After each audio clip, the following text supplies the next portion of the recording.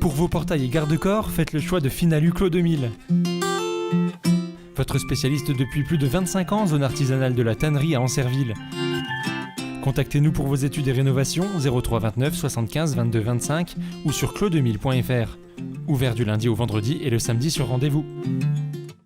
Toute cette semaine et à l'occasion de la fête des pères, participe au jeu concours de Puissance Télévisions pour tenter de gagner un bon d'achat de 20 € à l'épicerie Le Temps des Papilles ou à l'épicerie Le Grenier d'Abondance.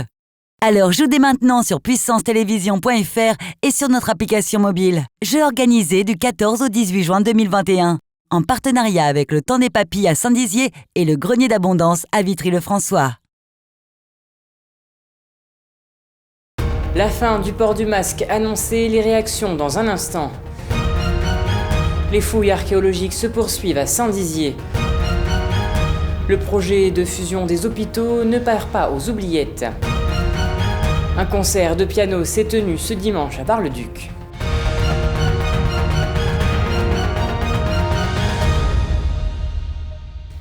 Bonsoir à tous, bienvenue dans votre journal du mercredi 16 juin 2021 et ouvrons cette édition avec cette annonce qu'a fait le Premier ministre à la sortie du Conseil de défense et de sécurité qui s'est tenu ce mercredi matin.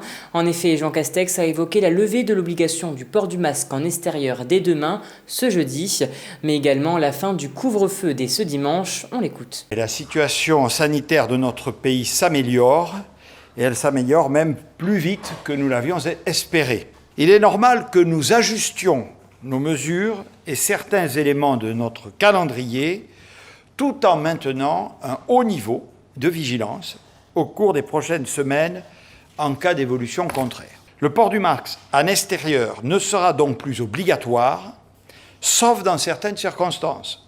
Quand on se regroupe, quand on se trouve dans un lieu bondé, une file d'attente, sur un marché ou encore dans les tribunes d'un stade.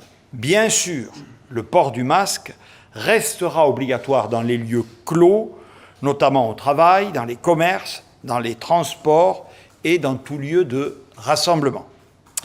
Deuxième évolution, le couvre-feu à 23 heures, qui devait, vous le savez, s'appliquer jusqu'au 30 juin, cessera de s'appliquer à compter de ce dimanche, soit 10 jours avant la date prévue.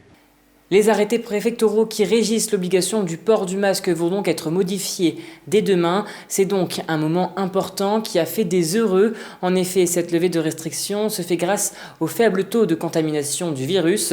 Le gouvernement annonce être sous la barre des 5000 cas journaliers. Si certains ont déjà fait tomber le masque, d'autres sont plus réticents. À ce sujet, regardez. Normalement, oui. Là, je l'ai retiré parce que je pense qu'il n'y a pas beaucoup de monde, mais quand il y a du monde, oui, je suis pour le port du masque, oui. Ça va libérer un peu les gens quand même, parce que c'est vrai que le masque avec la chaleur et tout, c'est compliqué à gérer. Donc maintenant, je pense que d'ici 2-3 mois, la France sera bien vaccinée. Et puis on pourra vraiment peut-être passer à autre chose. Je vais l'enlever quand je serai dans la nature, loin des gens. Mais si je me retrouve en groupe, je le mettrai.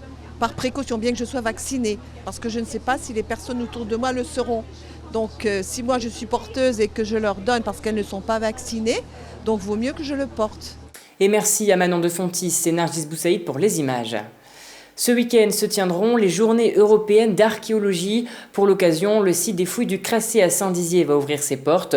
Une occasion d'échanger avec les archéologues sur l'état des recherches et les dernières découvertes effectuées dans le cadre des fouilles programmées. Un reportage de Julien Voiron. Depuis 3 semaines, des bénévoles et des archéologues fouillent le site archéologique des Crassets à Saint-Dizier. Dans le cadre de cette 10e campagne de fouilles, les responsables politiques ont pu échanger sur l'avancée des recherches archéologiques et leurs dernières découvertes. Raphaël Durost, archéologue à l'INRAP, est l'un des responsables de cette fouille. Dans le premier secteur de recherche, il continue d'explorer les bains gallo-romains et les chaufferies qui aidaient à les chauffer. Puis dans l'autre secteur, donc pas celui qui est derrière nous là, mais celui qui est là-haut, donc on a à la fois un bâtiment gallo-romain et à la fois un cimetière du Moyen-Âge. Et là, on continue à trouver toujours autant de sépultures et de vestiges romains. Et puis on a la période entre les deux, donc la période mérovingienne, dont on a compris enfin la façon dont ils occupaient le site. C'est-à-dire qu'il y avait un petit édifice, une petite construction en pierre qui a l'air lié à la nécropole. Donc ce n'est pas un bâtiment dans lequel on habitait, mais c'est un bâtiment qui est lié au cimetière. Donc soit c'est une petite église, mais ça on y croit moyennement, soit c'est une petite chapelle qui est faite pour abriter la tombe de gens privilégiés qui étaient importants pour la communauté. Et donc c'est là notamment qu'on a trouvé une pierre avec un graffiti de chameau, qui est vraiment surprenant pour Saint-Dizier, puisqu'on est loin de l'Afrique. Sans aucun doute, c'est la première représentation de chameau de toute la Haute-Marne, ça ne fait aucun doute. Même s'il est très naïf comme dessin, c'est aussi un dessin où il est reconnaissable immédiatement. Ce site n'est pas comme les autres puisqu'il est différent. Ainsi, il n'est pas menacé par des travaux, c'est un site fouillé pour le plaisir et pour répondre à des questions que les archéologues se posent. Un plaisir que retrouvent les 30 étudiants bénévoles qui fouillent le lieu historique. J'ai fait un petit peu de chemin pour venir ici. Et je viens ici pour découvrir un peu le site, pour fouiller surtout, pour un stage universitaire. Donc le site est sympa. C'est un site du coup qui touche plus le médiéval, chose que j'avais pas fait auparavant. J'avais touché qu'au gallo-romain. Donc ça change un peu, ça fait du bien pour découvrir un peu les autres aspects du métier. C'est le site, l'histoire du site en général qui est intéressant, cette continuité entre l'Antiquité et le médiéval. Enfin, on apprend tous les jours ici, donc c'est vraiment cool. Les bénévoles s'attellent à découvrir de nouveaux objets pendant une durée de 7 semaines, et ce, jusqu'au vendredi 9 juillet. Mais avant, venez découvrir dès ce week-end les journées européennes de l'archéologie sur le site. Dès 9h, les bénévoles feront découvrir l'avancée de leurs fouilles.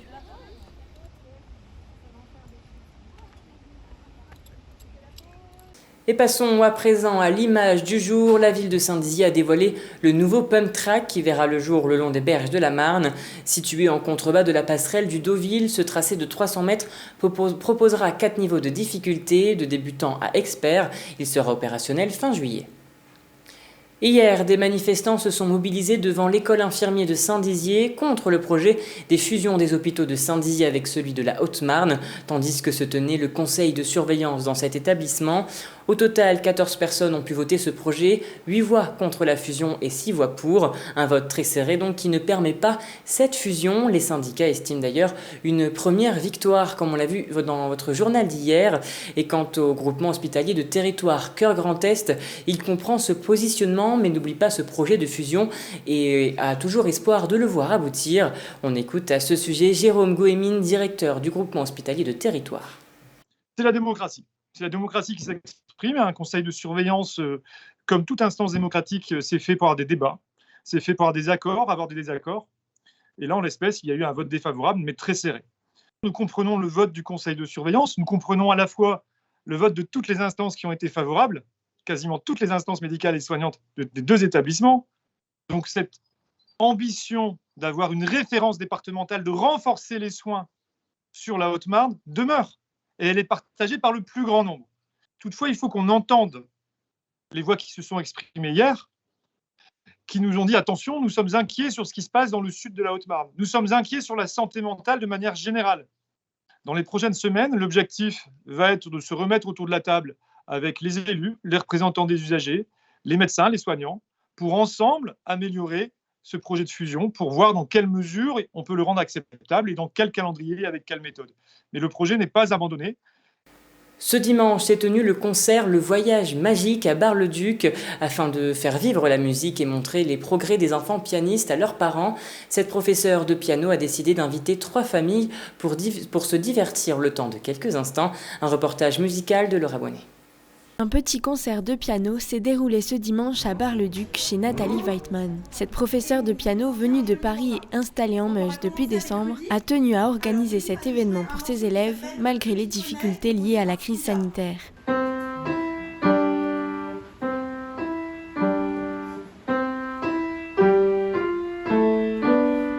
Ce qui est central dans ma pédagogie, c'est vraiment l'organisation de concerts. Donc à Paris, j'en organise énormément dans des mairies, dans des théâtres, parce que je pense que jouer dans sa maison, dans son salon, pour moi, ça sert à rien. La musique, c'est fait pour partager. Et j'ai été ravie qu'il y ait beaucoup de grands-parents qui soient là. Ils sont venus de loin. Ils ont fait des kilomètres pour soutenir leur petit enfant. Et ça m'a fait vraiment plaisir d'avoir autant de monde. C'est donc une vingtaine de personnes qui s'est réunie pour écouter les progrès des enfants. Agrémenté d'un petit conte lorrain, cela en faisait une sortie familiale bien appréciée. Il se redresse, s'agite très fort, avance une patte, puis l'autre, glisse et chancelle. C'est vraiment sympathique, surtout après cette période de confinement. Ça fait une petite journée où il y a des contes, la grande sœur qui joue, donc c'était un bel après-midi, sympathique. C'est là qu'on s'en rend compte en venant, parce qu'à la maison, elle n'a pas le même piano, donc on ne s'en rend pas compte. Et on l'a vu de toute façon, elle y prend goût, elle répète, elle a acheté les livres, et puis ça devient une passion, je pense. Donc on va laisser faire pour voir. Rudy, Lauraline et Lola ont joué des morceaux de leur méthode, le voyage magique. Après avoir débuté leur apprentissage au début de l'année, il s'agissait alors de leur toute première représentation. C'était bien parce que c'est une façon de montrer ce qu'on a étudié depuis le début de l'année. J'étais stressée, mais après, une fois qu'on est dedans, ça va. J'avais un peu peur et puis après, j'étais content. C'est un petit peu stressant, mais c'est assez agréable quand même de savoir qu'il y a tout le monde qui écoute. C'est un bon moment de partage et puis il y avait ma famille qui était là et ils m'écoutaient pour la première fois, du coup, ils ne m'avaient jamais trop entendu jouer. Les élèves sont en tout cas bien motivés et certains ont même des aspirations plutôt précises. Je pense que je voudrais en faire jusqu'à ce que je sois suffisamment douée pour pouvoir écrire des morceaux moi-même, tout ça. Après, pas forcément les partager, mais juste reproduire les morceaux de chanteurs que j'aime beaucoup, tout ça. Nathalie Weitman les aidera en tout cas à réaliser leurs souhaits. L'enseignante, originaire de Metz, propose depuis une vingtaine d'années des cours de piano aux élèves dès l'âge de 4 ans à Paris, mais aussi désormais dans la Cité des Ducs.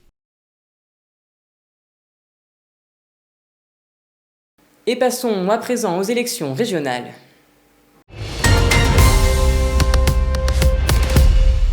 Comme chaque soir, nous vous proposons de découvrir le portrait des candidats aux élections régionales pour le Grand Est. Ce soir, il s'agit d'Aurélie Filippetti, ancienne ministre de la Culture et députée de la Moselle.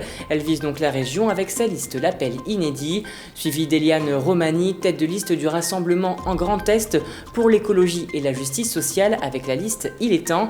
Elles ont donc 90 secondes pour vous convaincre. Regardez.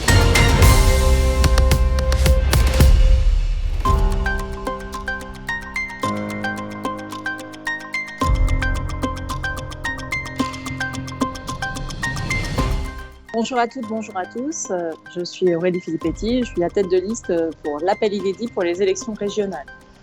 L'Appel Inédit, ce sont des femmes et des hommes engagés à gauche, des citoyens et des citoyennes, et puis aussi avec le soutien d'un certain nombre de partis. L'Appel Inédit, c'est Place Publique, la France Insoumise, les radicaux de gauche, un grand nombre d'élus et de militants socialistes, communistes, et puis aussi des mouvements de jeunes, Génération, Allons Enfants. Mon programme, c'est simple, c'est d'abord la priorité au transport et à la gratuité des transports par le rail pour tous les habitants du Grand Est, en commençant par les jeunes, c'est-à-dire les jeunes jusqu'à 25 ans. C'est une problématique extrêmement importante pour la Haute-Marne et pour la Meuse, puisqu'on le sait, on a besoin de redonner de la fréquence au train et de réouvrir un certain nombre de lignes entre Chaumont, Cumont-Chalindré, Nantes, Verdun, en lien avec Nancy, avec Châlons, avec Dijon par ailleurs. L'Appel Inédit, c'est aussi une problématique pour les jeunes, avec un plan Marshall de la jeunesse pour soutenir les jeunes par des cours de rattrapage pour ceux qui ont eu des cours en distanciel, par un investissement dans la recherche, dans l'université et par la remise à plat de la carte des formations professionnelles. Et enfin, je défends le Made in Grand Est, aussi bien en matière industrielle qu'en matière agricole, avec la transition vers le bio. Donc allez voter pour l'Appel Inédit.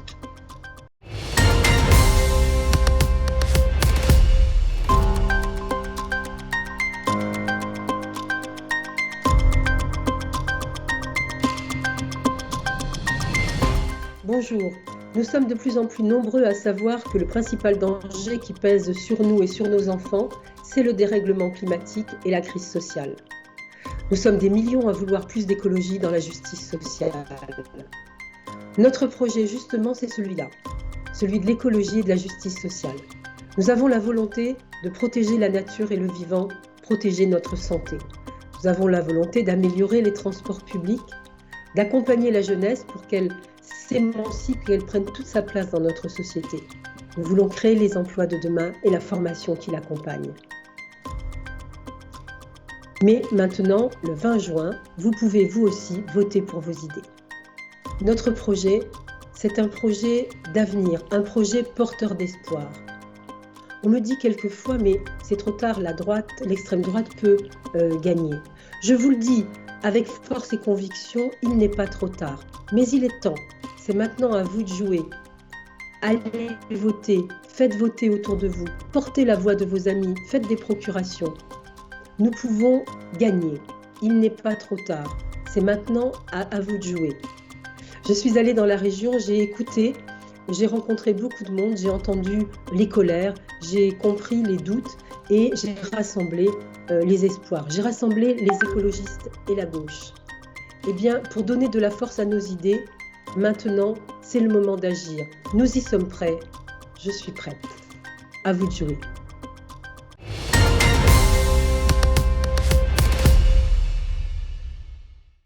Et voilà, c'est la fin de cette édition. Merci à tous de l'avoir suivi. Dans un instant, vos prévisions météo de demain d'Alison Godefroy. Très belle soirée à vous.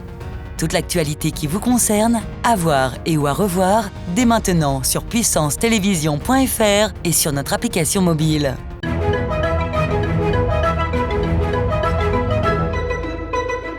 Bonsoir à tous. Demain matin, du beau temps avec très peu de nuages. Il fera 20 degrés à Saint-Dizier et à Bar-le-Duc. Pour l'après-midi, peu d'évolution, excepté à Vitry-le-François où de possibles averses sont à prévoir en fin de journée. Quant aux températures, pas de jaloux, il fera 30 degrés partout. Demain, jeudi 17 juin, nous fêterons les Hervé. Très bonne soirée avec Puissance Télévision.